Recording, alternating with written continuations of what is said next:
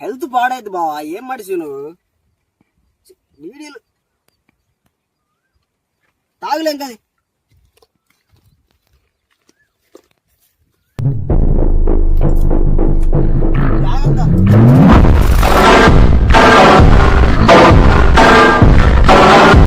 ఇచ్చింది 500. ఈ 500 ఇచ్చిన కాడిచి నా దగ్గర 5,000 రూపాయల ముందు దగ్గర ఆరకు వరకు ఒక అప్పు చేసి ఒక క్వార్టర్ మంది తెచ్చుకుంటే దాన్ని కూడా దెంగిపోయాడు.